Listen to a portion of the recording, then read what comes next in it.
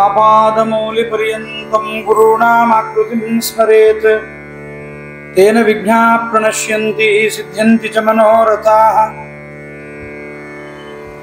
ಶ್ರೀಮತೋ ರಾಘವೇಂದ್ರಸ್ಯ ನಮಾಮಿ ಪದಪಂಕಜೇ ಕಾಮಿತಾಶೇಷ ಕಲ್ಯಾಣ ಕಲನಾ ಕಲ್ಪಪಾದಪೋ ಜಲಜ್ಯೇಷ್ಠ ನಿಭಾಕಾರಂ ಜಗದೀಶ ಪದಾಶ್ರಯಂ ಜಗತೀತಲ ವಿಖ್ಯಾತಂ ಜಗನ್ನಾಥ ಗುರುನ್ ಭಜೆ.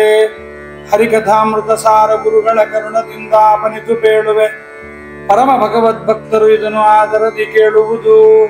ಶ್ರೀರಮಣಿ ಕರಕಮಲ ಪೂಜಿತ ಚಾರು ಚರಣ ಸರೋಜ ಬ್ರಹ್ಮ ಸಮೀರ ವಾಣಿ ಫಣೀಂದ್ರ ವೀಂದ್ರ ಭವೇಂದ್ರ ಮುಖ ವಿನುತ ನೀರಜ ಭವಾಂಡೋದಯ ಸ್ಥಿತಿ ಕಾರಣನೆ ಕೈವಲ್ಯದಾಯಕ ನಾರಸಿಂಹನ ನಮಿಪೆ ಕರುಣೆ ಕುದೆಮಗೆ ಮಂಗಳವಾ. ಕರುಣಾಶಾಲಿಗಳಾದ ಜಗನ್ನಾಥದಾಸರು ಭೂಮಿಯಲ್ಲಿ ಬಂದ ಜೀವರ, ಮನುಷ್ಯ ಜನ್ಮದಲ್ಲಿ ಬಂದವರ ಉದ್ಧಾರಕ್ಕೋಸ್ಕರವಾಗಿ ಅನೇಕ ಸ್ಮೃತಿಗಳಲ್ಲಿ, ಶ್ರುತಿಗಳಲ್ಲಿ, ಪುರಾಣಗಳಲ್ಲಿ ಉಕ್ತವಾದ ಜೀವರ ಉದ್ಧಾರಕ್ಕೆ ಕಾರಣವಾಗುವ ಅನೇಕ ಪ್ರಮೇಯಗಳನ್ನು ಹರಿಕಥಾಮೃತ ಸಾರದಲ್ಲಿ ಕೊಟ್ಟಿದ್ದಾರೆ. ಅದರಲ್ಲಿ ತಂದೆಯನ್ನ ಕುರಿತು ಮಕ್ಕಳು ಮಾಡಬೇಕಾದ ಮರಣೋತ್ತರ ಕ್ರಿಯೆಗಳ ಬಗ್ಗೆಯೂ ಕೂಡ ಪಿತೃಗಣ ಸಂಧಿ ಎಂಬುದಾಗಿ, ಪಿತೃಗಳ ಕುರಿತಾಗಿ ಅನೇಕ ವಿಚಾರಗಳನ್ನ ಈ ಸ್ಥಾವರ ಜಂಗಮ ಸಂಧಿ ಅಥವಾ ಸರ್ವಜೀವನ ಕಲ್ಪ ಸಂಧಿ, ಪಿತೃಗಣ ಸಂಧಿ ಎಂಬುದರಲ್ಲಿ ನಿರೂಪಣೆ ಮಾಡಿದ್ದಾರೆ. ಹಿಂದೆ 3 ಜನ ಪಿತೃಗಳೊಳಗೆ ಭಗವಂತ ಯಾರ್ಯಾರು ಇರ್ತಾನೆ ಎಂಬುದನ್ನು ಹೇಳ್ತಾ ಬಂದಿದ್ದಾರೆ. ಇದಾದ ಮೇಲೆ ಷಣ್ಣವತಿ ಎಂದು ಭಗವಂತನಿಗೆ ಒಂದು ಹೆಸರಿದೆ. ಆ ಷಣ್ಣವತಿ ನಾಮಕ ಅಂದ್ರೆ 96 ಕಡೆಗಳಲ್ಲಿ ಭಗವಂತ ಇದ್ದು ಮಾಡುವ ಕೆಲಸ, ಅವನಿಗೆ ಷಣ್ಣವತಿ ಅಂತ ಹೆಸರು. ಆ ಭಗವಂತನ ಉದ್ದೇಶಕ್ಕೋಸ್ಕರವಾಗಿ ನಾವು ಭಗವಂತನ ಪ್ರತಿಮಾರೂಪರಾದ ವಸುರುದ್ರ ಆದಿತ್ಯರಲ್ಲಿ ಭಗವಂತನ ಚಿಂತನೆಯನ್ನು ಮಾಡಿ ಶ್ರಾದ್ದವನ್ನು ಮಾಡಿದಾಗ ಈ ಅಧಿಷ್ಠಾನ ಮುಖ್ಯ ಅಲ್ಲ, ಭಗವಂತನೇ ಮುಖ್ಯ ಅನ್ನುವ ಜ್ಞಾನದಿಂದ ಪಿತೃಗಳು ಅಂತಂದ್ರೆ ಭಗವಂತನೇ ಹೊರತು ಬೇರೆ ಯಾರೂ ಅಲ್ಲ, ಪಿತೃಗಳ ಒಳಗಿದ್ದ ಅಭಿಮಾನವನ್ನು ಕೊಟ್ಟವನ ಆ ಭಗವಂತನೇ. ಆದ್ದರಿಂದ ಆ ಭಗವಂತನನ್ನು ಕುರಿತು ನಾವು ಮಾಡಬೇಕಾದ ಕೃತಜ್ಞತಾ ಸಮರ್ಪಣಾ ರೂಪವಾಗಿರತಕ್ಕಂಥದ್ದೇ ಈ ಪಿತೃಕಲ್ಪ, ಪಿತೃಯಜ್ಞ ಎಂಬುದಾಗಿ ನಾವು ತಿಳಿದುಕೊಳ್ಳಬೇಕು. ಹೀಗೆಲ್ಲ ಹೇಳಿದ ಕರುಣಾಶಾಲಿಗಳಾದ ಜಗನ್ನಾಥದಾಸರು ಈ ಪದ್ಯದಲ್ಲಿ, ಮುಂದಿನ 3ನೇ ಪದ್ಯದಲ್ಲಿ ಆ ಭಗವಂತ ನಾವು ಮಾಡಿದ ಶ್ರಾದ್ದವನ್ನ ನಮ್ಮೊಳಗಿದ್ದು ಪಿತೃಗಳ ಒಳಗೂ ತಾನಿದ್ದು ನಮ್ಮವರು ಎಲ್ಲಿದ್ದಾರೆ ಎಂಬುದನ್ನು ನಮಗೆ ಗೊತ್ತಾಗೋದಿಲ್ಲ, ಭಗವಂತ ತಾನಿದ್ದು ಅದನ್ನು ಅವರಿಗೆ ತಿಳಿಸಿ ಅವರಿಗೇನು ಬೇಕೋ ಆ ಪದಾರ್ಥವನ್ನು ಭಗವಂತ ಒದಗಿಸಿಕೊಡ್ತಾನೆ ಅವರ ಯೋಗ್ಯತಾನುಸಾರವಾಗಿ. ಹಾಗಾಗಿ ನಾರಾಯಣ ವಸುರುದ್ರ ಆದಿತ್ಯರಲ್ಲಿ ಮತ್ತು ಕರ್ತೃ ಕರ್ಮಕ್ರಿಯ, ನಿನ್ನೆ ವಸು ರುದ್ರ ಆದಿತ್ಯರ ಬಗ್ಗೆ ಕೇಳಿದ್ದಾಗಿತ್ತು ಹಿಂದಿನ ಪದ್ಯದಲ್ಲಿ. ಈಗ ಕರ್ತೃ ಕರ್ಮಕ್ರಿಯ 93 ರೂಪಗಳ ಬಗ್ಗೆ ಹೇಳಿದ್ರು. ವಸುಗಳಲ್ಲಿ 24, 11 ಜನ ಏಕಾದಶಿ ರುದ್ರರಲ್ಲಿ 11 ಮೂರಲೆ 33, ದ್ವಾದಶಾದಿತ್ಯರಲ್ಲಿ 12 ಮೂರಲೆ 36, ಒಟ್ಟು 93 ರೂಪಗಳ ಬಗ್ಗೆ ಚಿಂತನೆ ನಡೆಸಿದ್ದರು. ಈಗ ಈ ಪದ್ಯದಲ್ಲಿ, ಮುಂದಿನ 3ನೇ ಪದ್ಯದಲ್ಲಿ ನಾರಾಯಣ ವಸುರುದ್ರ ಆದಿತ್ಯರಲ್ಲಿ ಮತ್ತು ಕರ್ತೃಕರ್ಮ ಕ್ರಿಯಾಗಳಲ್ಲಿ ಇದ್ದು ಹೇಗೆ ಮಾಡುತ್ತಾನೆ ಎಂಬುದನ್ನು ಬಹಳ ಚೆನ್ನಾಗಿ ಹೇಳ್ತಾ ಇದ್ದಾರೆ. ಜಗನ್ನಾಥದಾಸರ ಒಂದು ವೈಶಿಷ್ಟ್ಯ, ಪ್ರತಿಯೊಂದು ಪದ್ಯಗಳಲ್ಲೂ ಕೂಡ ಒಂದೊಂದು ವಿಷ್ಣು ಸಹಸ್ರನಾಮದ ಹೆಸರನ್ನು ಕೈಗೊಳ್ಳುತ್ತಾರೆ. ಅದನ್ನು ಕೈಗೊಂಡು ಭಗವಂತನ ಬಗ್ಗೆ ಅದರಲ್ಲಿ ನಮಗೆ ತಿಳಿಸಿಕೊಡ್ತಾರೆ. ಈ ಪದ್ಯದಲ್ಲಿ ಸ್ವವಶ ಎನ್ನುವ ಪದ್ಯವಾದ ಈ ಹೆಸರನ್ನ ದೇವರ ಬಗ್ಗೆ ತಾವು ತೆಗೆದುಕೊಂಡಿದ್ದಾರೆ. ಸ್ವವಶ ನಾರಾಯಣನು ತಾಷಣ್ಣವತಿ ನಾಮದಿ ಕರೆಸುತ್ತಲಿ ವಸು ಶಿವ ದಿವಾಕರ ಕರ್ತೃ ಕರ್ಮ ಕ್ರಿಯೆಗಳೊಳಗಿದ್ದು ನವನವಿಲ್ಲದೆ ನಿತ್ಯದಲ್ಲಿ ತನ್ನವರು ಮಾಡುವ ಸೇವೆ ಕೈಗೊಂಡವರ ಪಿತೃಗಳಿಗೀವ ಅನಂತಾನಂತ ಸುಖಗಳನ್ನು. ಪದಚ್ಛೇದ. ಸ್ವವಶ ನಾರಾಯಣನು ತಾ ಷಣ್ಣವತಿ ನಾಮದಿ ಕರಸುತಲಿ ವಸು ಶಿವ ದಿವಾಕರ ಕರ್ತೃ ಕರ್ಮ ಕ್ರಿಯೆಗಳ ಒಳಗೆ ಇದ್ದು ನೆವನವಿಲ್ಲದೆ ನಿತ್ಯದಲ್ಲಿ ತನ್ನವರು ಮಾಡುವ ಸೇವೆ ಕೈಗೊಂಡು ಅವರ ಪಿತೃಗಳಿಗೆ ಈವ ಅನಂತಾನಂತ ಸುಖಗಳನ್ನು. ಇಲ್ಲಿ ದೇವರಿಗೊಂದು ಪದವನ್ನ ಹೇಳ್ತಾರೆ, ವಿಶ್ವಾಸನಾಮದ ಪದ ಇದು. ಸ್ವಾಪನ ಸ್ವವಶೋ ವ್ಯಾಪಿ ನೈಕಾತ್ಮ ನೈಕ ಕರ್ಮಕೃತ್ ಅಂತ ವಿಷ್ಣು ಸಹಸ್ರನಾಮದಲ್ಲಿ ಸ್ವವಶ ಅಂತ ದೇವರಿಗೆ ಒಂದು ಹೆಸರಿದೆ. ಸ್ವವಶ ಅಂದರೆ ಏನು ಅಂತಂದ್ರೆ ಸ್ವತಂತ್ರ ಅಂತ. ಸ್ವಸ್ಯೇವ ವಶಃ, ತನಗೆ ತಾನೇ ವಶ, ಅನ್ಯರಿಗಲ್ಲ. ನಾವು ಹಾಗಲ್ಲ.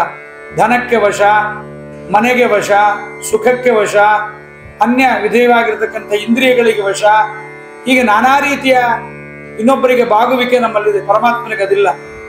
ಸ್ವಸ್ಯೇವ ವಶಃ ನ ಅನ್ಯಸ್ಯ. ಇನ್ನೊಂದರ್ಥ ಸ್ವವಶ ಅಂತಂದ್ರೆ ಸ್ವಂ ಅಂದರೆ ಧನ. ಯಾರ ಕೈಯಲ್ಲಿ ಧನವೆಲ್ಲವೂ ಅವನ ವಶದಲ್ಲೇ ಇರುತ್ತೆ, ಆದ್ರಿಂದ ಅವನಿಗೆ ಸ್ವವಶ ಅಂತ. ಈ ಭಗವಂತನಿಗಿಂತ ಶ್ರೀಮಂತ ಯಾರೂ ಇಲ್ಲ. ಇಡೀ 14 ಲೋಕಗಳು ಇಲ್ಲಿರುವ ಸಂಪತ್ತೆಲ್ಲ ಅವನ ವಶವೇ. ನಾವು ಅನ್ಕೋತೀವಿ ಲಾಕರ್ಲಿ ಇಟ್ಟಿದ್ದೇವೆ, ಮನೆಯಲ್ಲಿ ತಂದಿಟ್ಟಿದ್ದೇವೆ ಅಂತ, ಅದೆಲ್ಲ ಅವನ ವಶವೇ ಆಗಿದೆ. ಅಥವಾ ಇನ್ನೊಂದು ವಿಚಾರವನ್ನು ಹೇಳ್ತಾರೆ, ಸುಷ್ಟು ಅವಂತಿ ಸ್ವಾತ್ಮಾನಂ ಗಚ್ಚಂತಿ ಜಾನಂತಿ. ಪರಮಾತ್ಮನನ್ನ ಚೆನ್ನಾಗಿ ತಿಳಿಯತಕ್ಕಂಥವರು ಅವರಿಗೆ ತಿಳಿದು ಪರಮಾತ್ಮನನ್ನು ಕುರಿತು ಹೋಗುತ್ತಾರೆ. ಯಾಚಂತೆ ಆಲಿಂಗಂತಿ, ಪರಮಾತ್ಮನನ್ನ ಚೆನ್ನಾಗಿ ತಿಳಿದು ದೇವರನ್ನ ಆಲಿಂಗನ ಮಾಡ್ತಾರೆ. ಪ್ರಾಜ್ಞರೂಪಿಯಾಗಿರ್ತಕ್ಕಂಥವನನ್ನ ಪ್ರಳಯದಲ್ಲೂ ಕೂಡ ಪ್ರವೇಶ ಮಾಡ್ತಾರೆ, ಅವನ ಉದರನನ್ನ. ಹಾಗಾದ್ದರಿಂದ ಪರಮಾತ್ಮನಿಗೂ ಕೂಡ ಸ್ವವಶ ಅಂತ ಹೆಸರು. ಸ್ವವಾಹ ತೇಷಾಂ ಶಂ ಸುಖಂ ಯಸ್ಮಾತ್ ಸಹ ಸ್ವವಶಃ. ನಿದ್ರಾಕಾಲದಲ್ಲಿ ಪ್ರಜ್ಞರೂಪಿ ಭಗವಂತ ಆಲಿಂಗನವನ್ನು ಮಾಡಿಕೊಂಡು ಜೀವರಿಗೆ ನಿದ್ರವನ್ನು ಕೊಡ್ತಾನೆ, ಆದ್ರಿಂದ ಸ್ವವಶ ಅಂತ ಹೆಸರು. ಇದು ಯಾಕೆ ಹೇಳಿದ್ರು ಜಗನ್ನಾಥದಾಸರು ಸ್ವವಶ ಅಂದರೆ?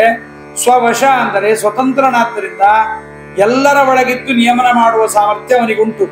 ನಾವು ಸ್ವವಶರಲ್ಲ, ಅನ್ಯವಶರು ನಾವು. ಭಗವಂತನ ವಶ, ಇಂದ್ರಿಯಾಭಿಮಾನಿಗಳ ವಶ, ತತ್ವಾಭಿಮಾನಿಗಳ ವಶ, ಪ್ರಕೃತಿಗೆ ವಶ, ಹೀಗೆಲ್ಲ ನಾವಾಗಿದ್ದೇವೆ. ಪರಮಾತ್ಮ ಸ್ವವಶನಾಗಿದ್ದಾನೆ. ಅಂತಹ ಪರಮಾತ್ಮ ಅವನು ಯಾರಪ್ಪ ಅಂದ್ರೆ ನಾರಾಯಣನು. ನಾರಾಯಣ ಅಂದ್ರೆ ನವಿದ್ಯಂತೆ ಅರಾಹ ದೋಷಾಹ. ದೋಷರಹಿತರಾಗಿರ್ತಕ್ಕಂಥವರು ಲಕ್ಷ್ಮೀದೇವಿ, ಮುಖ್ಯ ಪ್ರಾಣದೇವರು ಇವರೆಲ್ಲ. ಇವರಿಗೆ ಅಯನ ಆಶ್ರಯನಾಗಿದ್ದಾನ, ಆದ್ದರಿಂದ ನಾರಾಯಣ. ಆಪೋ ನಾರಾಯಿತಿ ಪ್ರೋಕ್ತಾ ಆಪೋ ವೈ ನರಸೂನವ ಅಯನಂ ತಸ್ಯತಾ ಪೂರ್ವಂ ತೇನ ನಾರಾಯಣ ಸ್ಮೃತಃ ಅಂತ. ಈ ಭಗವಂತ ನೀರನ್ನ ಆಶ್ರಯ ಮಾಡಿಕೊಂಡು ಮಲಗಿದ್ದಾನೆ, ನೀರಿನ ಮೇಲೆ ಮಲಗಿದ್ದಾನ, ಅದರಿಂದ ಅವನಿಗೆ ನಾರಾಯಣ ಅಂತ ಹೆಸರು. ಸ್ವವಶ ನಾರಾಯಣನು ಸ್ವತಂತ್ರನಾದ, ನೀರಿನ ಮೇಲಿಗೆ ಮೆರುವ ಮುಕ್ತಾಮುಕ್ತ ನಿಯಾಮಕನಾದ ನಾರಾಯಣ. ತಾ ಷಣ್ಣವತಿ ನಾಮದಲ್ಲಿ, ಷಣ್ಣವತಿ 96 ಹೆಸರುಗಳಿಂದ ಕರೆಸುತ್ತಲಿ, ಹೆಸರಿಂದ ಕರೆಸಿಕೊಳ್ಳತಕ್ಕಂಥವನಾಗಿ. ವಸು ಶಿವ ದಿವಾಕರ. ವಸುಗಳು ಅಂದ್ರೆ 8 ವಸುಗಳು, ಶಿವರು ಅಂದ್ರೆ 11 ರುದ್ರರು, ದಿವಾಕರ ಅಂದ್ರೆ 12 ಕರ್ತೃ ಕರ್ಮ ಕ್ರಿಯೆಗಳೊಳಗಿದ್ದು, ಶ್ರಾದ್ದ ಕರ್ತೃವಿನೊಳಗೆ, ಶ್ರಾದ್ದ ಕರ್ಮದೊಳಗೆ, ಶ್ರಾದ್ದ ಕ್ರಿಯೆಗಳ ಒಳಗಿದ್ದು, ನೆವನವಿಲ್ಲದೆ ನಿತ್ಯದಲ್ಲಿ. ಶ್ರಾದ್ದವನ್ನ ಮಾಡುವಾಗ ಹರಿಪ್ರೀತನಾಗಲಿ ಎನ್ನುವ ಉದ್ದೇಶದಿಂದ ಮಾಡಬೇಕು. ತಂದೆಯ ಒಳಗಿರುವ, ತಂದೆಯ ಒಳಗಿದ್ದು ನಮಗೆ ಪ್ರೀತಿಯನ್ನ ಕೊಟ್ಟ, ಪ್ರೇಮವನ್ನು ಕೊಟ್ಟ, ಅಭಿಮಾನವನ್ನು ಬೆಳೆಸಿದ, ಉತ್ತಮ ದೇಹವನ್ನು ಕೊಟ್ಟವನು ಭಗವಂತ. ಅವನ ಪ್ರೀತಿಗೋಸ್ಕರವ ಹರಿಪ್ರೀತಿ ಮಾತ್ರ ಉದ್ದೇಶತೆಯ, ಅದನ್ನು ಮಾತ್ರ ಮಾಡಬೇಕು. ಕಾಮನಾರಹಿತನಾಗಿ ದುಡ್ಡು ಬರಲಿ, ವಂಶಾಭಿವೃದ್ಧಿ ಆಗ್ಲಿ, ಮಕ್ಕಳಾಗ್ಲಿ, ಇದೆಲ್ಲ ಉಂಟು. ಆದರೂ ಇದನ್ನು ಕೊಡ್ತಕ್ಕಂಥವನು ಭಗವಂತ ಎಂಬುದನ್ನೇ ತಿಳಿಯಬೇಕು. ಅದನ್ನು ತಿಳಿದು ಶ್ರಾದ್ದವನ್ನು ಮಾಡಬೇಕಾದ್ರಿಂದ ನೆವನವಿಲ್ಲದೆ ನಿತ್ಯದಲ್ಲಿ ತನ್ನವರು ಮಾಡುವ ಸೇವೆ. ತನ್ನವರು ಮಾಡುವ ಸೇವೆ, ಭಗವಂತನವರು ಮಾಡುವ ಸೇವೆಯನ್ನು, ಯಾರ್ಯಾರೋ ಮಾಡಿ ಸೇವೆಯನ್ನು ಭಗವಂತ ಸ್ವೀಕಾರ ಮಾಡೋದಿಲ್ಲ. ತನ್ನವರು ಮಾಡುವ ಸೇವೆ ಕೈಗೊಂಡು ಅವರ ಪಿತೃಗಳಿಗೀವ. ಯಾರ್ಯಾರ ಪಿತೃಗಳನ್ನು ಉದ್ದೇಶ ಮಾಡಿಕೊಂಡು ನಾವು ಇಂಥವರು, ಇಂಥ ಹೆಸರು ಅಂತ ಹೇಳ್ತೀವಿ, ಅವರಿಗೆ ಅನಂತಾನಂತ ಸುಖಗಳನ್ನ ಭಗವಂತ ಒದಗಿಸಿಕೊಡ್ತಾನೆ. ಅನಂತಾನಂತ ಸುಖಗಳನ್ನ ಭಗವಂತ ಒದಗಿಸಿಕೊಡ್ತಾನೆ. ಶ್ರಾದ್ದದಿಂದ ಸೋಮನಿಗೆ ತೃಪ್ತಿಯಾಗತ್ತೆ, ಅಂದ್ರೆ ಚಂದ್ರನಿಗೆ. ಅವನು ಭೂಮಿಯಲ್ಲಿ ಒಳ್ಳೆಯ ಸಸ್ಯ ಸಂಪತ್ತನ್ನು ವೃದ್ಧಿಪಡಿಸಿ ಎಲ್ಲರನ್ನ ನಿರೋಗಿಗಳನ್ನಾಗಿ ಮಾಡಿ ಜ್ಞಾನ ಮಾರ್ಗದಲ್ಲಿ ಮುನ್ನಡೆಸ್ತಾನೆ ಚಂದ್ರ. ಶ್ರಾದ್ದ ನಿಯಾಮಕ ಲಕ್ಷ್ಮೀ ಜನಾರ್ದನ ತೃಪ್ತನಾದ ಅಂದ್ರೆ ಅವನು ಪಿತೃಗಳಿಗೆ ಅನಂತಾನಂತ ಸುಖಗಳನ್ನು ಕೊಡ್ತಾನೆ. ಪಿತೃಗಳು ಯಾವ ಲೋಕದಲ್ಲಿರಲಿ, ಯಾವುದೇ ಜನ್ಮ ತಾಳಿರಲಿ, ನಾವು ಮಾಡುವ ಶ್ರಾದ್ದ ಕರ್ಮದಿಂದ ಅವರಿಗೆ ಸುಖವನ್ನ ಭಗವಂತ ಕೊಡ್ತಾನೆ. ಎಷ್ಟೋ ಜನ ಮೂರ್ಖರಾಗಿ ಪ್ರಶ್ನೆಯನ್ನು ಮಾಡ್ತಾರೆ, ನಾವು ಶ್ರಾದ್ದ ಇಲ್ಲಿ ಮಾಡಿ ನೋಡೋಣ, ಬೇರೆ ಊರಿಗೆ ಹೋದವನಿಗೆ ತೃಪ್ತಿ ಆಗತ್ತಾ ಅಂತ. ಇದು ಸತ್ತವರಿಗೆ ಹೇಳಿದ್ದೆ ಹೊರತು ಇದ್ದವರಿಗೆ ಇಲ್ಲಿ ಶ್ರಾದ್ದ ಮಾಡಿದ್ರೆ ತೃಪ್ತಿ ಆಗತ್ತೆ ಅಂತಿಲ್ಲ. ಆದ್ದರಿಂದ ಅನಂತಾನಂತ ಸುಖಗಳನ್ನು ಪಿತೃಗಳಿಗೆ ಕೊಡ್ತಾನೆ ಅಂತ ಯಾಕೆ ಹೇಳಿದ್ರು ಜಗನ್ನಾಥದಾಸರು ಅಂದ್ರೆ, ಪಿತೃಗಳು ಅನಂತಾನಂತ ಇದ್ದಾರೆ, ಭಗವಂತನ ರೂಪವೂ ಅನಂತಾನಂತ ಇರುತ್ತೆ. ಈ ಜನ್ಮದಲ್ಲಿ ತಂದೆ ಒಬ್ಬನೇ ಇದ್ರೂ ಕೂಡ ಜನ್ಮ ಜನ್ಮಾಂತರಗಳಲ್ಲಿ ಎಷ್ಟೊಂದು ಜನ ತಂದೆಗಳಿರ್ತಾರೆ, ಎಣಿಸೋದು ಆಗೋದಿಲ್ಲ. ಆದ್ರಿಂದ ಅನಂತಾನಂತ ಜನ್ಮರು ಅಂತ, ಆದ್ರಿಂದ ಅನಂತಾನಂತ ಅಂತ ಸ್ಮರಣೆಯನ್ನ ಮಾಡಿದ್ದಾರೆ. ನಮಗೆ ಅನಂತ ಜನ್ಮಗಳಲ್ಲಿ ಅನಂತ ತಂದೆ ತಾಯಿಗಳಿದ್ದಾರೆ. ಅವರೆಲ್ಲರಿಗೂ ಸುಖವನ್ನುಂಟು ಮಾಡಲಿಕ್ಕೆ ಶ್ರಾದ್ದವನ್ನು ನಾವು ಮಾಡಬೇಕು. ಮಹಾಲಯ ಶ್ರಾದ್ದದಲ್ಲಿ ಜನ್ಮಾಂತರದಲ್ಲಿ ತಂದೆ ತಾಯಿಗಳಿಗೂ ಕೂಡ ಪಿಂಡ ಪ್ರದಾನ ತಿಲೋದಕಗಳನ್ನು ಕೊಡ್ತೇವೆ.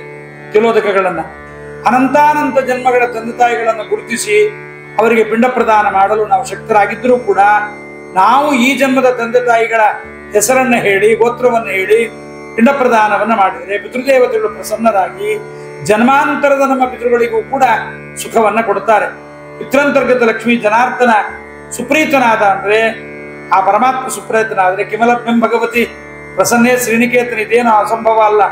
ಆದರೆ ಸದಾಚಾರಿಗಳಾದ ಜ್ಞಾನನಿಷ್ಠರಾದ ಬ್ರಾಹ್ಮಣರನ್ನೇ ಶ್ರಾದ್ದ ಭೋಜನಕ್ಕೆ ಕರೆಯಬೇಕು. ಮನೆಯಲ್ಲಾಗುವ ಬೇರೆ ಕಾರ್ಯಗಳಿಗೆ ಬೇರೆ ಯಾರನ್ನು ಬೇಕಾದ್ರೂ ಕರೀಬಹುದು. ಆದ್ರೆ ಶ್ರಾದ್ದಕ್ಕೆ ಅನುಶಾಸನ ಪರ್ವ ಮಹಾಭಾರತ ಅನ್ನತ್ತೆ ಕವ್ಯಾನಿ ಜ್ಞಾನನಿಷ್ಠೇಭ್ಯ ಪ್ರತಿಷ್ಠಾಪ್ಯಾನಿ ಭಾರತ ತಸ್ಮಾತ್ ಸರ್ವ ಪ್ರಯತ್ನೇನ ಪರೀಕ್ಷಾ ಆಮಂತ್ರಯೇ ದ್ವಿಜಾನ್. ಕವ್ಯಾನಿ, ಇದಕ್ಕೆ ಕವ್ಯ ಅಂತ ಹೆಸರು. ಜ್ಞಾನನಿಷ್ಠರಾಗಿರ್ತಕ್ಕಂಥ ಜ್ಞಾನಿಗಳಾಗಿರ್ತಕ್ಕಂಥವರನ್ನ ಪ್ರತಿಷ್ಠಾಪ್ಯಾನಿ ಭಾರತ, ಅವರನ್ನು ಪ್ರತಿಷ್ಠಾಪನೆ ಮಾಡಿ ಶ್ರಾದ್ದವನ್ನ ಮಾಡಬೇಕು. ತಸ್ಮಾತ್ ಸರ್ವ ಪ್ರಯತ್ನೇನ ಪರೀಕ್ಷಾ ಮಂತ್ರ ದ್ವಿಜಾನ್, ಅವರನ್ನು ಪರೀಕ್ಷೆ ಮಾಡಿ ಅವರನ್ನು ಕರೆಯಬೇಕು. ಅದರಿಂದ ಪರೀಕ್ಷೆ ಮಾಡಿ ಅವರನ್ನು ಕರೆಯಬೇಕು. ಭೋಜಯೇದ್ಯದಿ ಪಾಪಿಷ್ಟಾನ್ ಶ್ರಾದ್ದೇಶು ನರಕಂ ವ್ರಜೇತ್. ಅಯೋಗ್ಯರನ್ನು ಶ್ರಾದ್ದದಲ್ಲಿ ಕರೆದು ನಾವು ಭೋಜನವನ್ನ ಮಾಡಿಸಿದರೆ ಮಾಡಿದವನು ಶ್ರಾದ್ದ ಮಾಡಿದವನು ನರಕಕ್ಕೆ ಹೋಗ್ತಾನೆ. ತಾನೆಂಥವನು ಅಂತ ತಿಳಿಯದೆ ಶ್ರಾದ್ದದಲ್ಲಿ ಭೋಜನ ಮಾಡಿದವನು ಮೃತನಾಗುತ್ತಾನೆ. ಆದ್ರಿಂದ ದೇವಕಾರ್ಯಾದ ವಿಮುನೆ ಪಿತೃಕಾರ್ಯಂ ವಿಶಿಷ್ಯತೆ ಅಂತ. ದೇವಕಾರ್ಯದಲ್ಲಿ ಬ್ರಾಹ್ಮಣರನ್ನ ಪರೀಕ್ಷಾ ಮಾಡಬೇಕಾಗಿಲ್ಲ. ಅನಂತನ ವ್ರತಕ್ಕೆ ಬೇರೆ ಬೇರೆ ವ್ರತ ನಿಯಮಗಳಿಗೆ ಕರೆಯಬೇಕಾಗಿಲ್ಲ. ಇಲ್ಲಿ ಮಾತ್ರ ಅವರನ್ನ ಕರೆಯಲೇಬೇಕಾಗತ್ತೆ. ಪಿತೃಕಾರ್ಯಗಳಲ್ಲಿ ಮಾತ್ರ ಸರ್ವ ಪ್ರಯತ್ನದಿಂದ ಚೆನ್ನಾಗಿ ಪರೀಕ್ಷಿಸಿ ಬ್ರಾಹ್ಮಣರನ್ನ ಕರೆಯಬೇಕು ಅಂತ ಅನುಶಾಸನ ಪರ್ವದಲ್ಲಿ ಈ ವಿಚಾರವನ್ನ ಹೇಳಿದ್ದಾರೆ. ಹಾಗಾಗಿ ಶ್ರಾದ್ದವನ್ನ ಮಾಡುವಾಗ ಚೆನ್ನಾಗಿ ಪರೀಕ್ಷೆ ಮಾಡಿಯೇ ಬ್ರಾಹ್ಮಣರನ್ನ ಭೋಜಯೇತ್ ಯದಿ ಪಾಪಿಷ್ಟಾನ್, ಪಾಪಿಷ್ಠರನ್ನ ಭೋಜನ ಮಾಡಬಾರದು, ಭೋಜನಕ್ಕೆ ಕರೆಯಬಾರದು. ಯೋಗ್ಯರಾದವರನ್ನ ಮಾತ್ರ ಶ್ರಾದ್ದಕ್ಕೆ ಕರೆಯಬೇಕು ಎಂಬತಕ್ಕಂಥದ್ದು ನಿಯಮ.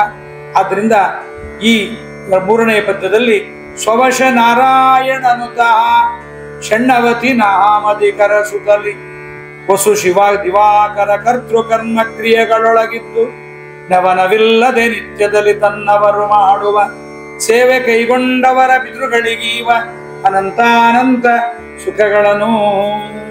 ನಿಷ್ಕಾಮನದಿಂದ ಪಿತೃಕಾರ್ಯವನ್ನ ಮಾಡಿದರೆ ಏನೇನಾಗತ್ತೆ ನಮಗೆ ಲಾಭ ಅನ್ನುವುದನ್ನ ಭಗವಂತ ಹೇಗೆ ವ್ಯಾಪಿಸಿ ಏನೆಲ್ಲ ಕೆಲಸವನ್ನ ಮಾಡುತ್ತಾನೆ ಎಂಬುದನ್ನ ಜಗನ್ನಾಥದಾಸರು ಮುಂದಿನ 4ನೇ ಪದ್ಯದಲ್ಲಿ ಹೇಳ್ತಾರೆ. ಪಂಚಾತ್ಮಕನಾದ ಭಗವಂತ ತಾನು ವ್ಯಾಪಿಸಿರ್ತಾನೆ.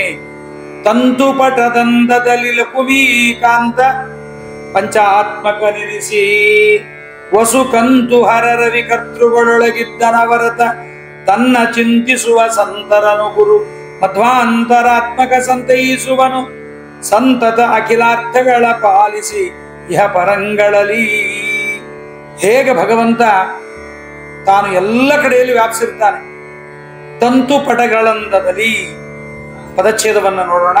ತಂತು ಪಟದಂದದಲ್ಲಿ ಲಕುಮೀಕಾಂತ ಪಂಚಾತ್ಮಕ ನೆನೆಸಿ ವಸು ಕಂತುಹರ ರವಿ ಕರ್ತೃಗಳೊಳಗಿದ್ದು ಅನವರತ ತನ್ನ ಚಿಂತಿಸುವ ಸಂತರನು ಗುರು ಮಧ್ವಾಂತರಾತ್ಮಕ ಸಂತೈಸುವನು ಸಂತತ ಅಖಿಲಾರ್ಥಗಳ ಪಾಲಿಸಿ ಇಹ ಪರಂಗಳಲ್ಲಿ. ತಂತುಗಳು ಅಂದ್ರೆ ನೂಲುಗಳೆಲ್ಲ ಸೇರಿ ಬಟ್ಟೆಯಾಗತ್ತೆ. ಹಾಗೆ ಭಗವಂತ ಓತಪ್ರೋತವಾಗಿ ಆ ಕಡೆ ಈ ಕಡೆ ಎಡಕ್ಕೆ ಮತ್ತು ಬಲಕ್ಕೆ ತಂತು ಪಟಗಳು ಹೇಗೆ ತಂತುಗಳೊಳಗೆ ದಾರ ಸೇರುತ್ತೆ, ಹಾಗೆ ಪರಮಾತ್ಮ ಲಕ್ಷ್ಮೀಕಾಂತ ಲಕ್ಷ್ಮೀದೇವಿಗೆ ರಮಣನಾಗಿರ್ತಕ್ಕಂಥ ಪರಮಾತ್ಮ ವಸುಗಳಲ್ಲಿ, ಕಂತುಹರ ಅಂದ್ರೆ ರುದ್ರದೇವರಲ್ಲಿ, ರವಿಯಲ್ಲಿ ಅಂದ್ರೆ ದ್ವಾದಶಾದಿತ್ಯರಲ್ಲಿ, ಕರ್ತೃವಿನಲ್ಲಿ ಶ್ರಾದ್ದ ಕರ್ತೃವಾದ ಯಜಮಾನನಲ್ಲಿ ಒಬ್ಬನೇ ಪಂಚಾತ್ಮಕನಾಗಿ 5 ರೂಪಗಳಿಂದ ಇದ್ದು ಏಕಾಕಾರನಾಗಿದ್ದು ಹಿಂದಕ್ಕೆಲ್ಲ ಬಂದಿದೆ. ನವನಾರಿ ಕುಂಜರ ಇವೆಲ್ಲ ಬಹಳ ಬಗ್ಗೆ ಹೇಳ್ತಾರೆ. ಹಾಗೆ ಭಗವಂತ ವ್ಯಾಪ್ತನಾಗಿರ್ತಾನೆ. ಸದಾ ಇದ್ದು ತನ್ನನ್ನ ಯಾರು ಸ್ಮರಣೆ ಮಾಡ್ತಾರಂತ ಸಜ್ಜನರನ್ನ ಪರಮಾತ್ಮ ಸಂತೈಸ್ತಾನೆ. ಪರಮಾತ್ಮನ ಸ್ಮರಣೆ ಮಾಡೋರು ಸುಮ್ಮನೆ ಏನೋ ಬೇಜಾರು ಮಾಡ್ಕೊಂಡು ಶ್ರಾದ್ದ ಮಾಡೋದು, ಇಷ್ಟೊಂದು ಖರ್ಚ ಅಂತ ಅನ್ನೋದು ಅಂಥವರಿಗೆಲ್ಲ ಅಲ್ಲ. ಮತ್ತೆ ಶ್ರಾದ್ದದಲ್ಲಿ ಗುರು ಮಧ್ವಾಂತರಾತ್ಮಕ ಅಂತಲೇ ಮಧ್ವವಲ್ಲಭ ಜನಾರ್ದನ ಸಮಾರಾಧನಾ ಅಂತ ಅದಕ್ಕೆ ಹೆಸರು. ಅದು ಮಧ್ವವಲ್ಲಭನ ಹೆಸರು ಬಂದಾಗ ಮಾತ್ರ ಅದು ಭಗವಂತನಿಗೆ ಪ್ರೀತಿಯಾಗತ್ತೆ. ಆದ್ರಿಂದ ಸಂತರನ್ನ ಸಂತೈಸ್ತಾನೆ. ಗುರುಮಧ್ವರಲ್ಲಿ ಮಧ್ವಾಚಾರ್ಯರಲ್ಲಿ ಅಂತರಾತ್ಮಕನಾಗಿರುವ ಲಕ್ಷ್ಮೀ ರಮಣ ಇಹಪರಗಳಲ್ಲಿ ಸಂತತ ಅಖಿಲಾಭೀಷ್ಟಗಳನ್ನು ಪಾಲಿಸ್ತಾನೆ, ಸಂತೈಸ್ತಾನೆ ಅಂತ ಹೀಗೆ ನವನವಿಲ್ಲದೆ ತಂದೆ ತಾಯಿಗಳ ಕರ್ಮಗಳನ್ನು ಪಿತೃಕಾರ್ಯವನ್ನು ಮಾಡಿದಾಗ ಅವರಿಗೆ ಭಗವಂತ ಹೇಗೆ ಅನುಗ್ರಹವನ್ನ ಮಾಡ್ತಾನೆ ಅಂತ ಈ ಪದ್ಯದಲ್ಲಿ ನಿರೂಪಣೆಯನ್ನು ಮಾಡ್ತಾ ಇದ್ದಾರೆ. ಇಲ್ಲೊಂದು ಮಾತನ್ನ ನಾವು ಸ್ಮರಣೆ ಮಾಡಬೇಕು. ತಂದೆ ತಾಯಿಗಳು ಕಾಣಿಸ್ತಾರ, ನಮಗೆ ಕಾಣಿಸದೇ ಇದ್ದ ಮೃತರಾದ ಪಿತೃಗಳಿಗೆ ನಾವು ಶ್ರಾದ್ದವನ್ನ ತೃಪ್ತಿ ಮಾಡುವುದು ಅಸಾಧ್ಯ. ಅದು ಅನಂತಾನಂತ ಪಿತೃಗಳಿಗೆ ತೃಪ್ತಿ ನೀಡೋದು ಅಂದ್ರೆ ಅದು ಹೇಗೆ ಸಾಧ್ಯ ಅಂತ ನಮಗನ್ಸತ್ತೆ. ಈ ಲೋಕದಲ್ಲಿ ಇರ್ತಕ್ಕಂಥವರು ಕೂಡ ಎಲ್ಲರನ್ನ ಕಂಡೇ ನಂಬುತ್ತೀವ. ನಾವು ನೋಡಲಿಕ್ಕೆ ಎಲ್ಲರೂ ನಮಗೇನು ಕಾಣಿಸೋದಿಲ್ಲ. ಪರಮಾಣು ಎಂಬತಕ್ಕಂಥ ಸೂಕ್ಷ್ಮ ಪದಾರ್ಥ ಇದೆ, ನಮಗೆ ಬರಿಗಣ್ಣಿಗೆ ಕಾಣಿಸಲ್ಲ. ಅದರಿಂದ ಕರೆಂಟ್ ತೆಗಿತಾರೆ, ತೆಗೆದು ಅದನ್ನು ಬೆಳೆಸ್ತಾರೆ, ನಮ್ಗೆ ಕೊಡ್ತಾರೆ.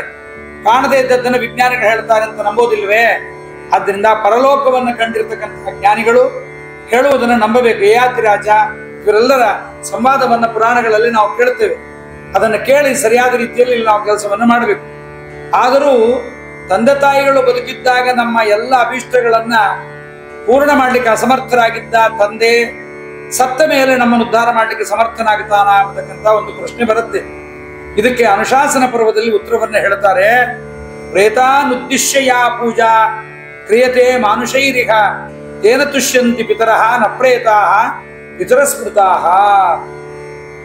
ಮೃತರಾದ ವ್ಯಕ್ತಿಗಳನ್ನ ಕುರಿತು ಮಾಡತಕ್ಕಂತಹ ಶ್ರಾದ್ದದಿಂದ ಅವರೊಳಗಿರುವ ಭಗವಂತ ಮತ್ತೆ ಅವರಿಗೆ ಅಧಿಷ್ಠಾನಭೂತರಾಗಿರ್ತಕ್ಕಂಥ ವಸುರುದ್ರ ಆದಿತ್ಯರು ಇವರು ತೃಪ್ತರಾಗುತ್ತಾರೆ.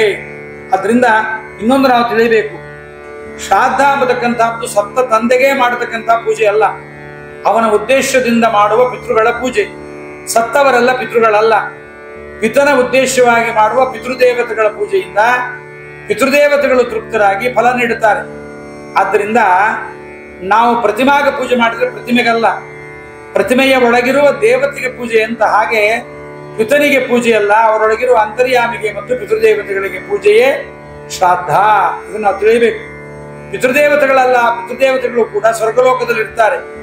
ಭೂಮಿಯಲ್ಲಿರ್ತಕ್ಕಂಥವ್ರನ್ನ ಅವ್ರು ನೋಡೋದಿಲ್ಲ, ನಮ್ಮ ಬಗ್ಗೆ ಅವ್ರಿಗೆ ಗೊತ್ತಾಗಲ್ಲ, ಅವ್ರು ಮರ್ತೋಗ್ಬಿಟ್ಟಿರ್ತಾರೆ. ಅವ್ರಿಗೆ ಅಜ್ಞಾನ ಇರುತ್ತೆ. ಅವರ ಕಷ್ಟ ಸುಖಗಳನ್ನ, ನಮ್ಮ ಕಷ್ಟ ಸುಖಗಳನ್ನ ಅವರು ತಿಳಿಯೋದಿಲ್ಲ. ಅದಕ್ಕೆ ಅನುಶಾಸನ ಪರ್ವದಲ್ಲಿ ಉಮಾದೇವಿ ಒಂದು ಪ್ರಶ್ನೆಯನ್ನು ಮಾಡ್ತಾಳೆ.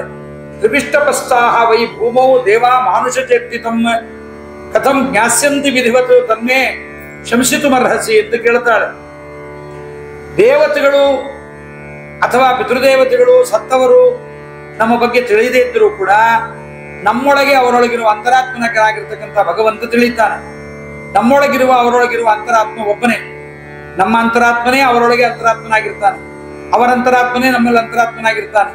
ಹೀಗಾಗಿ ನಮ್ಮ ಮನಸ್ಸಲ್ಲಿದ್ದದ್ದು, ನಮ್ಮ ಕಷ್ಟ ಸುಖವನ್ನು ಅರಿತು ಅವರಿಗೆ ಪ್ರೇರಣೆ ಮಾಡಿ ಅವರ ಮೂಲಕವಾಗಿ ನಮಗೆ ಅಭೀಷ್ಟವನ್ನು ಕೊಡಿಸ್ತಾನೆ ಅಂತ ರುದ್ರದೇವರು ಉತ್ತರವನ್ನು ಕೊಡ್ತಾ ಇದ್ದಾರೆ.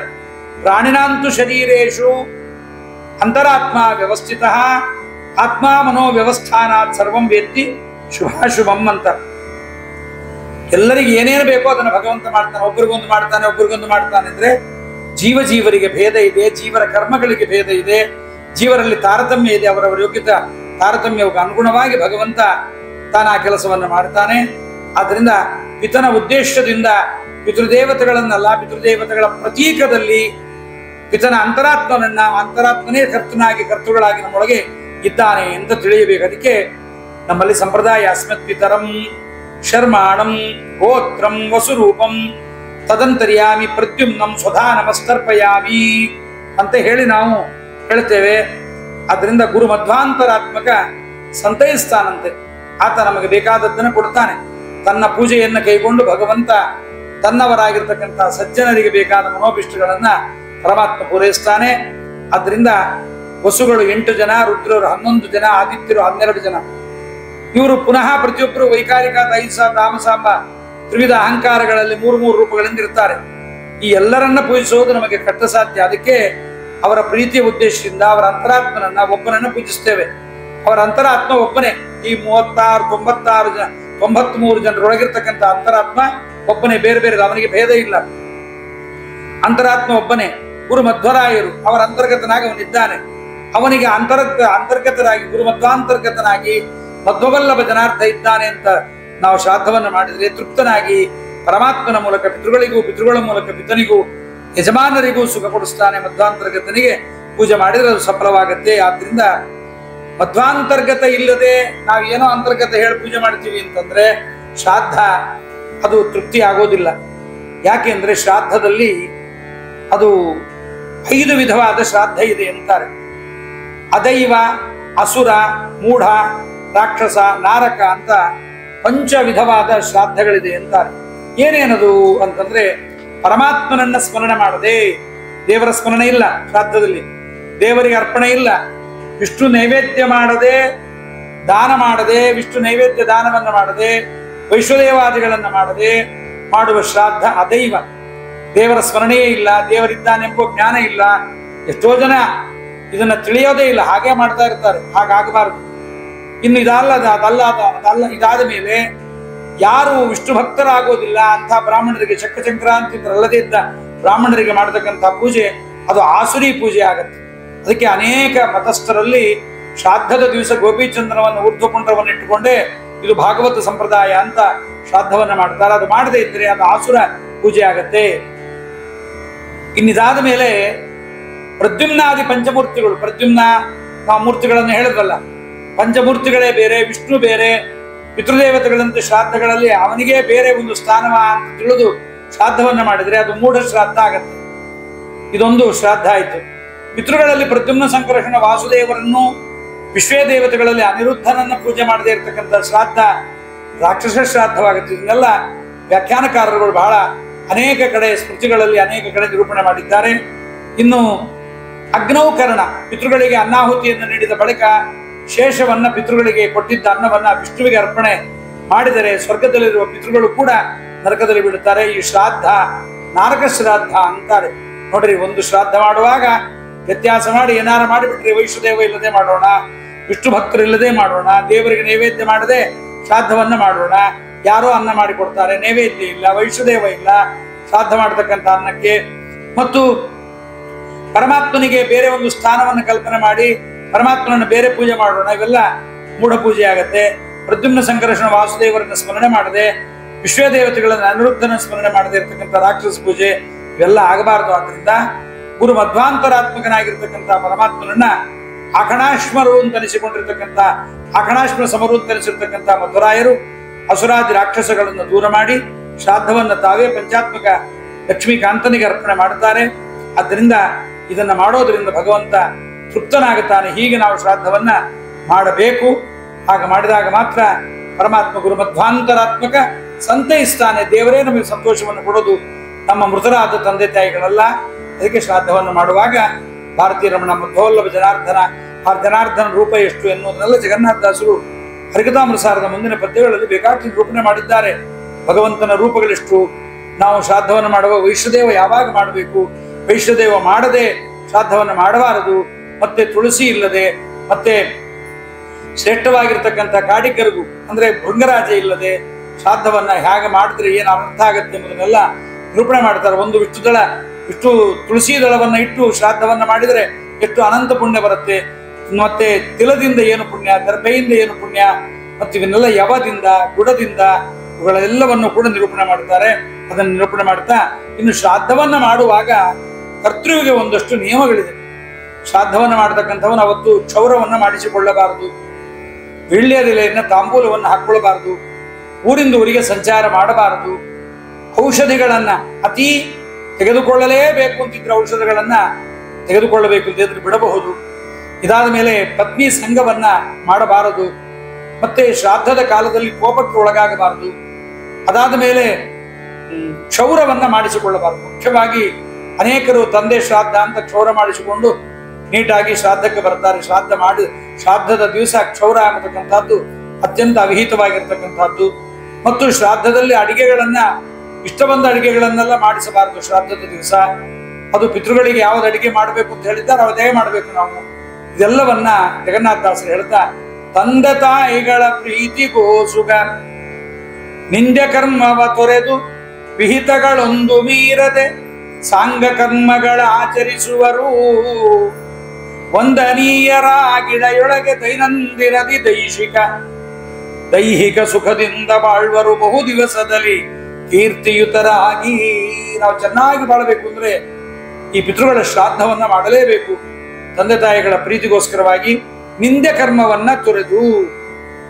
ಪದಚ್ಛೇದವನ್ನ ಹೇಳೋಣ. ತಂದೆ ತಾಯಿಗಳ ಪ್ರೀತಿಗೋಸುಗ ನಿಂದ್ಯ ಕರ್ಮವ ತೊರೆದು ವಿಹಿತಗಳ ಒಂದು ಮೀರದೆ ಸಾಂಗ ಕರ್ಮಗಳ ಆಚರಿಸುವವರು ವಂದನೀಯರಾಗಿ ಇಳೆಯೊಳಗೆ ದೈನಂದಿನದಿ ದೈಹಿಕ ಸುಖದಿಂದ ಬಾಳುವರು ಬಹು ದಿವಸದಲ್ಲಿ ಕೀರ್ತಿಯುತರಾಗಿ. ಕರ್ತೃ ಶ್ರಾದ್ದದ ಹಿಂದಿನ ದಿವಸ ಮತ್ತು ಶ್ರಾದ್ದದ ದಿವಸಗಳಲ್ಲಿ ರಾತ್ರಿ ಭೋಜನವನ್ನು ಮಾಡಬಾರದು. ಅಭ್ಯಂಗ ಸ್ನಾನ, ತಾಂಬೂಲ ಚರ್ವಣ, ಸ್ತ್ರೀ ಸಂಘಗಳನ್ನು ಬಿಡಬೇಕು. ಪರಾನ್ನ ಭೋಜನವನ್ನು ಮಾಡಬಾರದು. ತಟ್ಟೆಯಲ್ಲೂ ಭೋಜನ ಮಾಡಬಾರದು. ಎಲೆಯಲ್ಲಿ ಊಟ ಮಾಡಬೇಕು. ಸಂಜೆ 10 ಗಾಯತ್ರಿ ಜಪ ಮಾತ್ರ ಹೊರತು ದೇವರ ಪೂಜೆ ಮಾಡುವಂತಿಲ್ಲ. ಆದರೆ ಸದಾ ಹರಿಸ್ಮರಣೆಯನ್ನು ಮಾಡಬೇಕು. ಹರಿಯ ಕುರಿತೇ ಮಾತಾಡಬೇಕು. ಆದ್ರಿಂದ ಜೊತೆಗೆ ಶುಚಿಯಾಗಿರಬೇಕು. ಅಕ್ರೋಧನೈಹಿ ಶೌಚಪರೈಹಿ ಸತತಂ ಬ್ರಹ್ಮವಾದಿಭಿ ಭವಿತವ್ಯಂ ಭವದ್ವಿಶ್ಚ ಮಯಾಚ ಶ್ರಾದ್ದ ಕರ್ಮಣಿ ಅಂತ ಕರ್ತೃ ಮತ್ತು ಭೋಕ್ತೃ, ಊಟಕ್ಕೆ ಬಂದ ಬ್ರಾಹ್ಮಣ ಇವರಿಬ್ಬರು ಹೀಗೆ ಇರಬೇಕು. ಕೋಪವನ್ನು ಬಿಡಬೇಕು. ಕೋಪ ಮಾಡಬಾರದು. ಶ್ರಾದ್ದ ಕಾಲದಲ್ಲಿ ದೀಪ ಹಚ್ಚಿಟ್ಟಿದ್ದನ್ನು ಆರಿದಂತೆ ನೋಡ್ಕೊಳ್ಬೇಕು. ಆರಿದರೆ ಪ್ರಾಯಶ್ಚಿತ್ತವಾಗಿ ಬಂಗಾರದ ದಾನ ಮಾಡಬೇಕು ಅಂತ ತುಂಬಾ ಕಷ್ಟ. ಶ್ರಾದ್ದದ ಪುಸ್ತಕಗಳು ತುಂಬಾ ಇದೆ. ಅದರಿಂದ ಅದನ್ನು ಮಾಡಬೇಕು. ಬ್ರಾಹ್ಮಣರ ಮತ್ತು ಕರ್ತೃ ಇವರ ಮಧ್ಯೆ ನಡುವೆ ಬೆಕ್ಕು ಬರಬಾರದು. ಪ್ರಾಯಶ್ಚಿತ್ತ ಮಾಡಬೇಕಾಗತ್ತೆ. ಪಿಂಡವನ್ನ ಇಡುವಾಗ ನೆಲದಲ್ಲಿ ಗಯಾಕ್ಷೇತ್ರವನ್ನ ಗದಾಧರನನ್ನ ಚಿಂತನೆ ಮಾಡಿ ದರ್ಭೆಯನ್ನು ಹಾಸಿ ಅದರ ಮೇಲೆ ಎಳ್ಳನ್ನು ಹಾಕಿ ಶ್ರಾದ್ದವನ್ನ ಮಾಡಬೇಕು. ಪಿತೃಗಳು ಬರ್ತಾರಾ ಇಲ್ವಾ ಅನ್ನೋದಕ್ಕೆ ಒಂದು ಉದಾಹರಣೆ ಇದೆ ಮಾರ್ಕಂಡೇಯ ಪುರಾಣ. ನಮ್ಮ ಹರಿವಂಶ ಪುರಾಣದಲ್ಲಿ ಮಾರ್ಕಂಡೇಯರು ಭೀಷ್ಮಾಚಾರ್ಯರಿಗೆ ಶಂತನುವಿನನ್ನು ಕುರಿತು ಶ್ರಾದ್ದವನ್ನು ಮಾಡಿಸ್ತಾ ಇದ್ದಾರೆ. ಶ್ರಾದ್ದ ಪಿಂಡ ಪ್ರದಾನ ಮಾಡುವಾಗ ಸ್ವರ್ಗದಿಂದ ಶಂತನು ಪ್ರತ್ಯಕ್ಷನಾಗಿ ಇಳಿದು ಬಂದು ಭೂಮಿಯನ್ನು ಸೀಳಿಕೊಂಡು ದರ್ಭೆಯನ್ನ ಪಕ್ಕಕ್ಕೆ ಮಾಡಿ ತಾನು ಬರ್ತಾನೆ. ಮೇಲೆ ಬಂದು ಕೈಗೆ ಪಿಂಡವನ್ನು ಕೊಡುವಂತಾನೆ.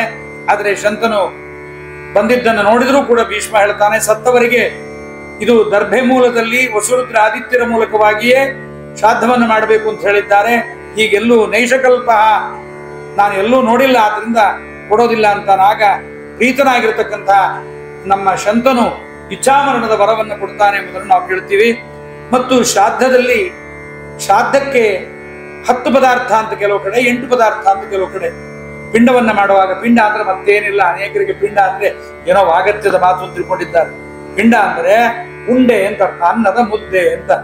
ಪಿಂಡೀಕರಣ ಅಂದ್ರೆ ಮುದ್ದೆ ಮಾಡೋಣ ಅಂತ ಅಷ್ಟೇ ಅರ್ಥ. ಅದನ್ನೆಲ್ಲ ಕೆಲವರು ಪಿಂಡ ಅಂದ್ಬಿಟ್ರೆ ಓ ಮದುವೆ ಮನೇಲಿ ಪಿಂಡದ ಮಾತು ಆಡಿಬಿಟ್ರು ಹಾಗೆ ಹೇಗೆ ಅಂತ, ಮುದ್ದೆ ಮಾಡಿ ಹಾಕ್ರಿ ಅಂತ ಅಷ್ಟೇ ಅರ್ಥ, ಮತ್ತೇನೂ ಇಲ್ಲ. ಇಲ್ಲಿ ಅಷ್ಟಾಂಗಂ ಪಿಂಡ ಲಕ್ಷಣಂ ಅಂತಾರೆ. ಪಿಂಡಕ್ಕೆ ಹಾಕುವ 8 ಪದಾರ್ಥಗಳು. ಕೆಲವರು ಏನೇನೋ ಬೆರೆಸ್ತಾರೆ, ಆದ್ರೆ 8 ಬೇಕು ಅಂತ ಶಾಸ್ತ್ರದಲ್ಲಿ ಬಗ್ಗೆ ಹೇಳಿದ್ದಾರೆ. ಪರಾಶರ ಸ್ಮೃತಿ ಕೆಲವು ಪರಾಶರ ಸ್ಮೃತಿ ಅಂತ. ತಿಲಂ ಅನ್ನಂಚ ಪಾನೀಯಂ ಗುಡಂ ದಧಿಪಯಸ್ತಥ ಮಧುಸರ್ಪಿ ಸಮಾಯುಕ್ತಂ ಅಷ್ಟಾಂಗಂ ಪಿಂಡ ಲಕ್ಷಣಂ ಅಂತ ಹೇಳಿದ್ದಾರೆ. ಮೊದಲಿಗೆ ಅಲ್ಲಿ ಎಳ್ಳನ್ನು ಹಾಕಬೇಕು. ಅನ್ನ, ಕಲಶೋದಕ, ಕಲಶವನ್ನು ಮಾಡಿರ್ತೀವಿ ಅದರ ಅನ್ನ, ಬೆಲ್ಲ, ಮೊಸರು, ಹಾಲು. ವ್ರತ ಇದ್ದಾಗ ಯಾವುದ್ರ ವ್ರತ ಇರುತ್ತೋ ಅದನ್ನು ಬಿಟ್ಟು ಯಾವುದಿರಲ್ಲೋ ಅದನ್ನ 2 ಬಾರಿ ಹಾಕಿಬಿಟ್ರೆ, ಮೊಸರಿನ ವ್ರತ ಇದ್ದಾಗ ಮೊಸರನ್ನ ಬಿಡಬೇಕು. ಅದರ ಬದಲಾಗಿ ಹಾಲನ್ನು 2 ಬಾರಿ ಹಾಕಬೇಕು. ಹಾಲಿನ ವ್ರತ ಇದ್ದಾಗ ಮೊಸರನ್ನು 2 ಬಾರಿ ಹಾಕಿದರೆ ಇಷ್ಟು ಸೇರಿದಂತಾಗತ್ತೆ. ಜೇನುತುಪ್ಪ, ತುಪ್ಪ, ಹೀಗೆ 8 ದ್ರವ್ಯಗಳನ್ನು ಸೇರಿಸಿಯೇ ಪಿಂಡವನ್ನು ಕಟ್ಟಬೇಕು. ಅವುಗಳಿಗೆ ಪಿತೃಗಳಿಂದ ಏನಾಗತ್ತೆ, ಶರೀರ ಬರುತ್ತೆ. ಏನೇನು ಬರುತ್ತೆ ಅಂತಂದ್ರೆ ಎಳ್ಳು ಮತ್ತು ಅನ್ನದಿಂದ ತಲೆ ಬರುತ್ತೆ. ಅದು ಪಿಂಡ ಪಿತೃಗಳ ಒಂದು ದೇಹವಾಗಿ ನಿರ್ಮಾಣವಾಗುತ್ತೆ. ಎಳ್ಳು ಅನ್ನಗಳಿಂದ ತಲೆ ನಿರ್ಮಾಣವಾಗುತ್ತೆ. ಮೊಸರಿನಿಂದ ಮೂಗಾಗತ್ತೆ. ತುಪ್ಪದಿಂದ ಕಿವಿ ಬರುತ್ತೆ. ಬೆಲ್ಲದಿಂದ ತೋಳುಗಳು ಬರುತ್ತೆ. ಹಾಲಿನಿಂದ ಎದೆ ಬರುತ್ತೆ. ಜೇನುತುಪ್ಪದಿಂದ ರೋಮಗಳು ಬರುತ್ತೆ. ಕಲಶೋದಕದಿಂದ ಕಾಲುಗಳು, ಅಂಗಾಂಗಗಳು ಉಂಟಾಗತ್ತೆ. ಇದನ್ನ ಪಿಂಡವನ್ನ ಕಟ್ಟಿದ ಮೇಲೆ ಓಂ ನಮೋ ನಾರಾಯಣಾಯ ಎಂಬತಕ್ಕಂಥ ಅಷ್ಟಾಕ್ಷರ ಮಂತ್ರವನ್ನ ಹೇಳಿ ದೇವರನ್ನ ಅದರಲ್ಲಿ ಆವಾಹನೆ ಮಾಡಿಸಬೇಕು. ಪರಮಾತ್ಮ ಈ ಪಿಂಡದ ಪಿಂಡದಿಂದ ಪರಮಾತ್ಮ ಹುಟ್ಟಿದ್ದಾನೆ, ಪಿತೃಗಳು ಹುಟ್ಟಿದ್ದಾರೆ ಅಂತ ಭಾವನೆ ಮಾಡಬೇಕು. ಈ ದೇಹ ದೇವರ ರಥ. ಎಲ್ಲರೂ ದೇಹದಿಂದ ಹುಟ್ಟುವುದು ಪರಮಾತ್ಮನ ಜೊತೆಗೆ ಹುಟ್ಟುತ್ತೀವಿ ಹೊರತು ಒಬ್ಬರಾಗಿ ಹುಟ್ಟೋದಿಲ್ಲ. ನಾವು ಸ್ವತಂತ್ರವಾಗಿ ಹುಟ್ಟೋದಿಲ್ಲ. ಸ್ವತಂತ್ರವಾಗಿ ದೇಹವನ್ನು ಬಿಡೋದಿಲ್ಲ. ನಮ್ಮ ಜೊತೆಗೆ ಪರಮಾತ್ಮನೇ ಬರ್ತಾನೆ. ಹುಟ್ಟುವಾಗಲೂ ಪರಮಾತ್ಮನೇ ಬರ್ತಾನೆ, ದೇಹವನ್ನು ಬಿಡುವಾಗಲೂ ಪರಮಾತ್ಮನೇ ಬರ್ತಾನೆ. ಆದ್ರಿಂದ ಜೀವರಿಗೆ ಸ್ವತಃ ದೇಹವನ್ನು ಬಿಡುವ ಯೋಗ್ಯತೆ ಅವರಿಗಿಲ್ಲ. ಅದರಿಂದ ಮುಖ್ಯ ಪ್ರಾಣ ದೇವರ ಹೆಗಲನ್ನು ಏರಿ ಪರಮಾತ್ಮ ಜೀವರನ್ನ ಕರ್ಕೊಂಡು ಅಲ್ಲಲ್ಲಿಗೆ ಹೋಗ್ತಾ ಇರ್ತಾನೆ ಎಂಬುದನ್ನ, ಒಳಗೆ ಬರ್ತಾನೆ ಹೊರಗೆ ಒಯ್ತಾನೆ ಎಂಬುದನ್ನು ತಿಳಿಯಬೇಕು. ಹೀಗೆ ಪಿಂಡ ಶರೀರಗಳಾಗಿ ಬಂದು ದರ್ಭೆಯ ಮೇಲೆ ಆಸೀನರಾಗತಕ್ಕಂಥ ಪಿತೃಗಳಿಗೆ ಶುಂಧಂದಾಂ ಪಿತರಹ ಅಂಥೇಳಿ ಮಾರ್ಜನ, ಅಂಜನ, ಅಭ್ಯಂಜನ, ವಸ್ತ್ರ, ಷೋಡಶ ಉಪಚಾರ ನಮಸ್ಕಾರಗಳನ್ನು ಅರ್ಪಣೆ ಮಾಡಬೇಕು, ನೈವೇದ್ಯ ಕೊಡಬೇಕು. ಮತ್ತು ಪಿಂಡದ ಪಕ್ಕದಲ್ಲಿ ವಿಷ್ಣುವಿಗೆ ಅರ್ಪಿತವಾದ ತುಳಸಿ ಮಿಶ್ರವಾದ ಅನ್ನ, ಭಕ್ಷ್ಯ, ಪಾಯಸ, ಹಾಲು, ಮೊಸರು, ತುಪ್ಪ, ಜೇನುಗಳನ್ನು ಹಾಕಿ ಬಲಿಯಾಗಿ ಅರ್ಪಣೆ ಬೇಕು. ಅದರ ಮೇಲೆ ತಿಲೋದಕವನ್ನು ಕೊಡಬೇಕು, ತಾಂಬೂಲ ದಕ್ಷಿಣೆಗಳನ್ನು ಕೊಡಬೇಕು. ಆದ್ರಿಂದ ಯಜಮಾನನಿಗೆ ಯಾವುದು ಯೋಗ್ಯವಾದ ಅನ್ನ ಅಂತ ಹೇಳಿರ್ತಾರೆ ಅದನ್ನೇ ಕೊಡಬೇಕು ಅಂತ ರಾಮಾಯಣ ಅನ್ನತ್ತೆ. ಯದನ್ನ ಪುರುಷೋ ಭವತಿ ತದನ್ನಾಸ್ತಸ್ಯ ದೇವತಾ ಅಂತ. ಕರ್ತೃವಾದ ಯಜಮಾನ ಯಾವ ಪ್ರಶಸ್ತವಾದ ಅನ್ನವನ್ನು ಊಟ ಮಾಡ್ತಾನೆ ಅದೇ ಪ್ರಶಸ್ತವಾದ ಅನ್ನವನ್ನು ದೇವತೆಗಳಿಗೆ ಅರ್ಪಣಿಸಬೇಕು ಅಂತ ಹೇಳಿದ್ದಾರೆ. ಆದ್ದರಿಂದ ಪಿತೃದೇವತೆಗಳಿಗೆ ಯಜಮಾನ ತಾನು ಉಣ್ಣುವಂತ ಅನ್ನವನ್ನು ಸಮರ್ಪಣೆ ಮಾಡಬೇಕು.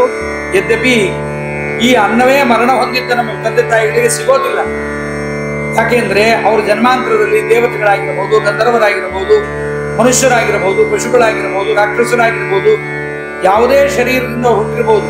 ಅವರಿಗೆ ನಾವು ಉಣ್ಣುವ ಅನ್ನ ಇಷ್ಟವಾಗದು.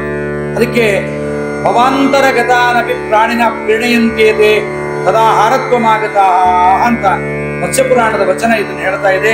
ನಾವು ಸಮರ್ಪಿಸುವ ಅನ್ನವೇ ರೂಪಾಂತರವಾಗಿ ಅವರಿಗೆ ಊಟ ಮಾಡಲಿಕ್ಕೆ ಯೋಗ್ಯವಾದ ಅನ್ನದ ರೂಪದಿಂದ ಅವರಿಗೆ ಭಗವಂತ ತಲುಪಿಸ್ತಾನೆ. ದೇವನಾಗಿ ಜನಿಸಿದ್ದರೆ ಅಮೃತ ರೂಪವಾಗಿ, ಮನುಷ್ಯನಾಗಿ ಜನಿಸಿದ್ದರೆ ಅನ್ನಪಾನಾದಿಗಳಿಂದ ರೂಪವಾಗಿ, ಪಶುವಾಗಿ ಜನಿಸಿದ್ದರೆ ತೃಣವಾಗಿ ಉಣಕ್ಕೆ ಸಿಗತ್ತೆ. ಹೀಗೆ ಪರಮಾತ್ಮ ಕೊಟ್ಟು ಇಳೆಯೊಳಗೆ ದೈಹಿಕ ಸುಖದಿಂದ ಬಾಳುವರು. ಹೀಗೆ ಆಯು ಪ್ರಜಾಂ ಧನಂ ವಿದ್ಯಾಂ ಸ್ವರ್ಗಂ ಮೋಕ್ಷಂ ಸುಖಾನಿ ಚ ಪ್ರಯಚ್ಛಂತಿ ಮಹಾರಾಜ. ಶ್ರಾದ್ದವನ್ನು ನಾವು ಮಾಡೋದ್ರಿಂದ ನಮಗೆ ಆಯು ಪ್ರಜಾ ಒಳ್ಳೆ ಆಯುಷ್ಯವನ್ನ ಪರಮಾತ್ಮ ಅವರೊಳಗಿದ್ದು ಕೊಡ್ತಾನೆ. ಅಲ್ಲ, ಬೇರೆ ಕಡೆ ನಾವು ಪೂಜೆ ಮಾಡ್ತೀವಲ್ಲ ಅಂದ್ರೆ ನಿನಗೆ ಯೋಗ್ಯತೆ ಬಂದ ಮೇಲೆ, ತಂದೆ ತಾಯಿಗಳ ಮರಣವಾದ ಮೇಲೆ ಈ ಕರ್ಮವನ್ನ ಮಾಡಲೇಬೇಕು. ನೀನು ದೇವ್ರ ಪೂಜೆ ಮಾಡೇ ಮಾಡ್ತೀಯ. ದೇವ್ರ ಪೂಜೆಯನ್ನು ಮಾಡಿದರೂ ಕೂಡ ಈ ಕರ್ಮ ನಿನಗೆ ಇದೊಂದು ಶ್ರೇಷ್ಠವಾಗಿರ್ತಕ್ಕಂಥ ಪಿತೃಯಜ್ಞ ಎಂಬತಕ್ಕಂಥದ್ದು ನಿನಗೆ ವಿಹಿತವಾದ್ರಿಂದ ಇದನ್ನ ಮಾಡೋದ್ರಿಂದಲೇ ನಿನಗೆ ಆಯು ಪ್ರಜಾಂ ಯಶಃ ಸ್ವರ್ಗಂ ಮೋಕ್ಷಂ ಸುಖಾನಿಚ ಇವೆಲ್ಲವನ್ನ ಪ್ರೇಚ್ಛಂತಿ. ಇವರೆಲ್ಲವನ್ನ ಪಿತೃದೇವತೆಗಳು, ಪಿತೃಪಿತಾಮಹರು ನಮಗೆ ಒದಗಿಸಿಕೊಡ್ತಾರೆ. ಆದ್ರಿಂದ ದೈಹಿಕ ಆಯಾ ದೇಶಗಳಲ್ಲಿ ಸಿಗ್ತಕ್ಕಂಥ ವಸ್ತುಗಳಿಂದ ಸುಖ, ಒಳ್ಳೆಯ ದೇಹಾರೋಗ್ಯಾದಿಗಳು ದೈಹಿಕವಾಗಿ, ಅದಾದ ಮೇಲೆ ನಮಗೆ ಶರೀರಮ್ಮೆ ವಿಚರ್ಷಣಂ ಜಿಹ್ವಾಮೆ ಮಧುವಂತಮ ಎಂಬ ಶಾಂತಿ ಮಂತ್ರದಲ್ಲಿ ಹೇಳಿರ್ತಕ್ಕಂಥ ಅನೇಕ ಸುಖಗಳು ಕೂಡ ನಮಗೆ ಪಿತೃದೇವತೆಗಳ ಆರಾಧನೆಯಿಂದ ಸಿಗತ್ತೆ. ಒಳ್ಳೆಯ ಸುಖ, ಒಳ್ಳೆಯ ಮತ್ತೆ ದೈಹಿಕವಾದ ಎಲ್ಲ ಸುಖಗಳು ನಮಗೆ ಸಿಗುತ್ತೆ. ಅದರಿಂದ ತಂದೆ ತಾಯಿಗಳ ಪ್ರೀತಿಗೋ ಸುಖ, ನಿಂದ್ಯ ಕರ್ಮವ ತೊರೆದು ವಿಹಿತಗಳೊಂದು ಮೀರದೆ ಸಾಂಗ ಕರ್ಮಗಳ ಆಚರಿಸುವವರು ವಂದನೀಯರಾಗಿ. ಎಲ್ಲರೂ ಅವರನ್ನು ವಂದನೆ ಮಾಡ್ತಾರಪ್ಪ. ತಂದೆ ತಾಯಿಗಳು ಶ್ರಾದ್ದವನ್ನು ಮಾಡ್ತಾರೆ, ಮಕ್ಕಳು ಯೋಗ್ಯರಾಗಿ ಮಾಡ್ತಾ ಇದ್ದಾರೆ. ತಂದೆ ತಾಯಿಗಳು ಶ್ರಾದ್ದಕ್ಕೋಸ್ಕರವಾಗಿ ಇವರಿಗೆ ಒಳ್ಳೆಯ ಸಂಪತ್ತನ್ನು ಕೊಟ್ಟಿದ್ದಾರೆ, ಮಕ್ಕಳು ಮುಚ್ಚಿಟ್ಟುಕೊಳ್ಳದೆ ಶ್ರಾದ್ದವನ್ನ ಮಾಡಿದ್ದಾರೆ ಅಂತ ಎಲ್ಲರೂ ಇವರನ್ನು ವಂದನೆ ಮಾಡುತ್ತಾರೆ. ವಂದನೀಯರಾಗಿಳೆಯೊಳಗೆ ದೈನಂದಿನ ದಿನವೂ ದೈಹಿಕ ಸುಖದಿಂದ ಬಾಳುವರು. ದಿನದ ಸುಖ, ದೇಶದಿಂದ ಸುಖ, ದೇಹದಿಂದ ಸುಖದಿಂದ ಬಾಳತಕ್ಕಂಥವರಾಗಿದ್ದಾರೆ. ಬಹುದಿವಸದಲ್ಲಿ ಕೀರ್ತಿಯುತರಾಗಿ ಶ್ರಾದ್ದವನ್ನ ಮಾಡುವುದರಿಂದ ಹೀಗೆ ಪಿತೃದೇವತೆಗಳು ಸಂತುಷ್ಟರಾಗಿ ನಮಗೆಲ್ಲವನ್ನ ಒದಗಿಸಿಕೊಡ್ತಾರೆ ಎಂಬುದನ್ನ ತಿಳಿದು ಶ್ರಾದ್ದವನ್ನ ಮಾಡಬೇಕು. ಹೀಗೆ ಮಾಡೋದ್ರಿಂದ ಬಹಳಷ್ಟು ಪರಮಾತ್ಮ ಅನುಗ್ರಹವನ್ನು ಮಾಡುತ್ತಾನೆ ಎಂಬುದನ್ನು ಜಗನ್ನಾಥದಾಸರು ತಿಳಿಸಿದ್ದಾರೆ. ಮುಂದಿನ ಪದ್ಯವನ್ನ ಮುಂದಿನ ಸಂಚಿಕೆಯಲ್ಲಿ ಕೇಳೋಣ. ಶ್ರೀ ಕೃಷ್ಣಾರ್ಪಣಮಸ್ತು. ಹರಿಯೇ ನಮಃ. ಕಾಯೇನ ವಾಚಾ ಮನಸೇಂದ್ರಿಯರ್ವ ಬುದ್ಧ್ಯಾತ್ಮನಾಮಾಂಶುತ ಸ್ವಭಾವಂ ಕರೋಮಿ ಸಕಲಂ ಪರಸ್ಮೈ ನಾರಾಯಣಾಯೇತಿ ಸಮರ್ಪಯಾಮಿ. ಹರಯೇ ನಮಃ.